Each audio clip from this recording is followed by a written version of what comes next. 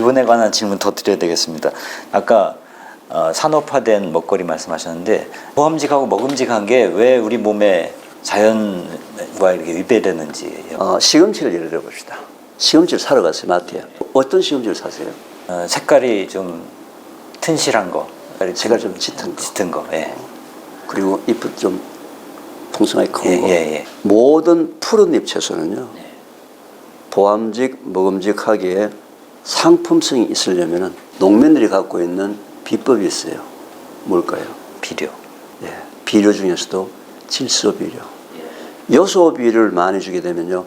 푸른잎 채소는 무조건 상품성이 좋아집니다. 잎이 커요. 예. 진녹색이요. 예. 잎이 많이 나와요. 예. 그죠? 소비자는 당연히 그걸 들겠죠. 예. 근데 저는 분석을 하잖아요. 분석해 보면 그 속에 질산염이라는 형태의 그 채소 속에 존재를 해요. 질산염도 소량을 먹었을 때는 문제가 없는데 그게 적정량 이상 과잉량을 먹게 되면 모든 질산염은 우리 몸속에 들어와서 니트로스 아민이라는 아주 강력한 발암물질을 갖게 해요. 소비자가 만약에 기본 진실을 안다면은 비료 안 주고 꾀재재하게 키운 것들도 비싸게 주고 살 수 있는 눈이 있어야 되는데 현재 소비자의 눈은요 먹음직, 보암직 하는 것에 지금 훈련이 되어 있기 때문에 이게 이제 기본이 무너졌단 말이에요. 제가 지금 한 2,000평 정도 되는 텃밭을 제가 혼자서 관리는 없이 농사를 하고 있어요. 그 2,000평에다 이제 제가 뭘 심어놨냐면 아로니아와 호두를 심어놨어요. 2,000평 농사 어떻게 짓겠습니까? 그죠? 제가 짓는 농사 방법을 태평농업이랍니다. 그냥 가만 놔둡니다. 태초 먹거리에 참석하시는 분들을 위해서 체험용으로 이제 만들어 놓은 거기 때문에 뭐 상업적으로 이제 판매를 하지 않습니다만은 저희 밭에 생산된 아로니아의 특징이 있어요. 무슨 특징이 있습니까? 꼬라지가 보기 싫어요. 꼬라지가 형편이 없어요. 그냥 자잘한 게 마트에서 나온 그 멋지고 보암직하고 먹음직한 거하고 저희들과 분석해 보면 전혀 뒤떨어지지 않아요. 오히려 몇몇 미네랄들이 더 많이 나와요. 소비자의 눈만 정확하게 그게 기본적으로 가장 자연스럽게 생산된 것을 인정을 해준다 그러면 우리나라 농업 자체가 바뀌어야 되지 않을까. 그래서 제가 지금 우리나라 농업 시스템을 좀 바꿔보려고 농민들하고도 지금 상당히 많은 것들을 지역센터를 중심으로 특별하게 시작을 했는데 이제 올해부터 콩이 시작이 돼요. 콩. 우리나라의 이 먹거리의 기본을 좀 바꾸자. 라는 쪽으로 해서 콩을 가지고 지금 아주 대대적으로 시작을 하고 있습니다. 연관된 얘기인데 예를 들어 사과 같은 경우에 예전에 비해서 우리가 뭐 40개 이상 먹어야 된다 그런 얘기 나오거든요. 정말 그런가요? 영양분이 그렇게 떨어져 있나요? 이제 저는 이제 전공이 분석학이지 않습니까? 사과뿐만이 아니고요. 지금 이제 우리가 먹고 있는 모든 종류의 농축수화물 전체다가 100년 전보다는 상당히 영양성분이 지금 계속 다운되고 있는 중이다. 사람의 몸, 이 단단한 살이나 뼈를 분석해 보면요, 이 화학적 성분이 토양하고 똑같아요. 우리 인체는 액체의 성분을 분석해 보면요, 바닷물의 성분하고 화학적으로 비슷해요. 인간은 반드시 흙으로부터 영양 성분을 공급받아야 되는 그렇게 살도 되어 있는데 매일 아침 흙을 먹을 수 없잖아요. 그래서 이 지구상에 식물이 존재를 합니다. 걔네들은 뿌리를 땅 속에 내리고 땅 속에는 영양 성분 중에서 인간한테 필요한 것들만 다 끌어 모아 가지고 잎이나 열매나 줄기에다가 농축해서 전달해 주는 것이 바로 식물이 하는 역할이에요. 흙 속에는 모든 영양 성분은 전부 다 불용성이에요. 물에 녹지 않은 성분으로 토양에 있습니다. 만약에 수용성, 물에 녹는 성분으로 되어 있으면 비가 오거나 눈이 오게 되면 다 씻겨 가지고 강이나 파도로 다가가 버리고 땅에는 그냥 아무것도 없겠죠. 불용성을 어떻게 수용성을 바꿔가지고 잎이나 열매를 올라올 거예요. 바로 이 불용성을 수용성으로 바꿔주는 역할을 땅속에 있는 미생물들이 하는 거예요. 근데 땅속의 미생물들은 살아나가려면 먹이하고 산소, 공기가 있어야 돼요. 땅은 한 20cm, 30cm만 내려가더라도 밟혀가지고 경반층 때문에 공기가 안 통해요. 잡초의 특징이 뭡니까? 아무리 가냘퍼도 뿌리를 깊게 내려서 환기통, 공기를 지금 땅속에다 계속 밀어 넣어줘가지고 땅속에 뭐요? 미생물들이 살아나갈 수 있는 환경을 만들어주는 역할이 바로 잡초가 하는 거예요. 그렇게 해야지만 불용성이 수용수로 바뀌어 인간에게 영양성분이 공급되잖아요. 사과나무가 뿌리 내리고 있는데 토양이 어떤 형태인지 변해가지고 미생물들이 없어요. 그럼 토양 속에는 영양성분이 다 있는데 사과는 영양성분이 없겠죠.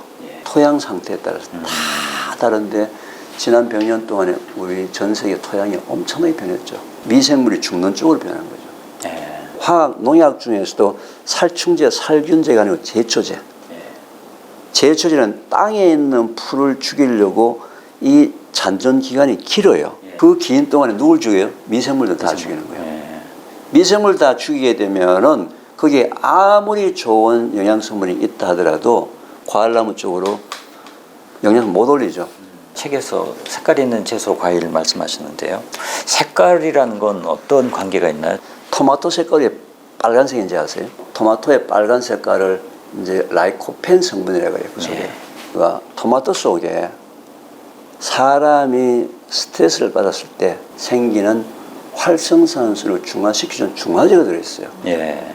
그게 이제 소위 엔타이악시던트, 산화 방지제라고 얘기하는 거거든요. 활성산소가 바로 산화시키는 물질이에요. 우리가 스트레스 받으면은 병원에 가서 혈액이나 소변 검사를 합니다.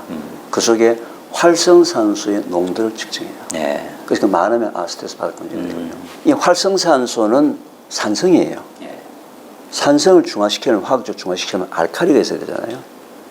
알칼리가 바로 이 컬러푸드 속에 들어있는 색깔이 다 알칼리 성분들이에요.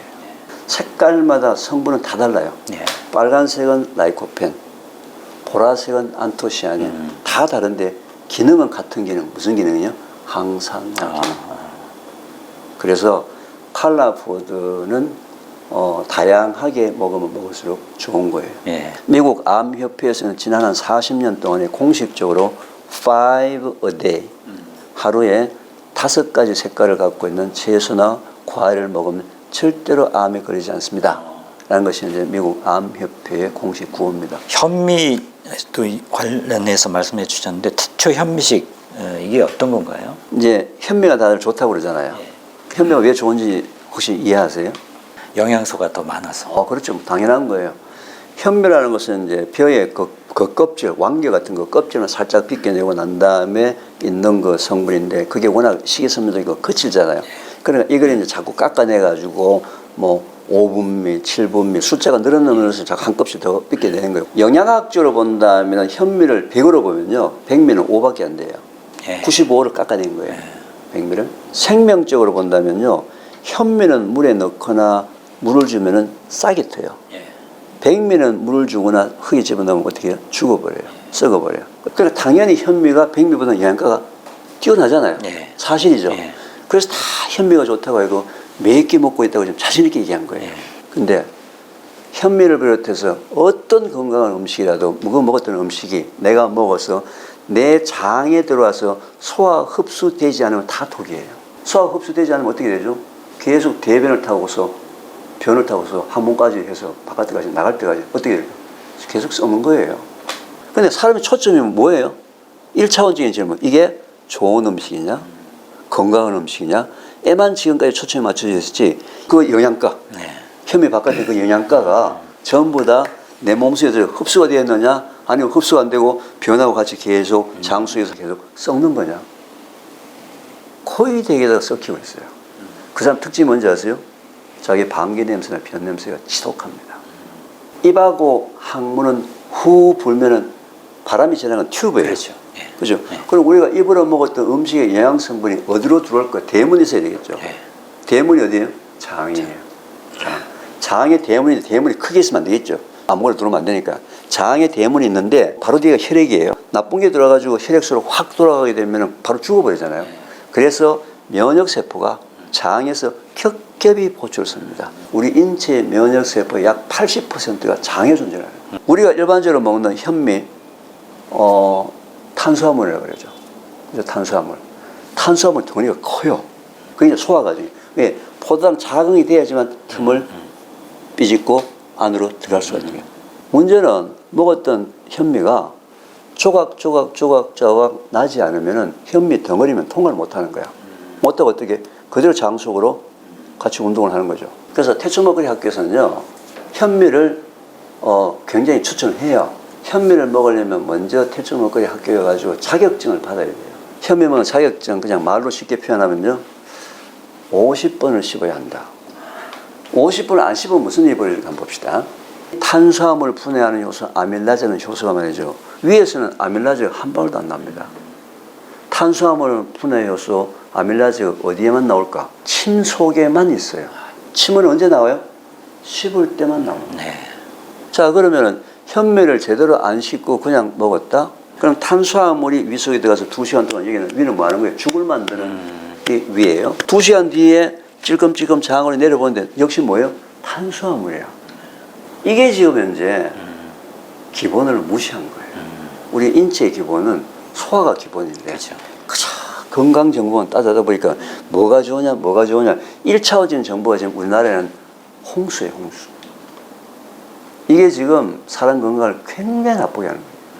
그냥 기분만 좋았지 안에서 계속 썩어들어요. 50분을 씹는데 그것도 어떻게 씹어야 된다? 기분 좋게 씹어야 돼요.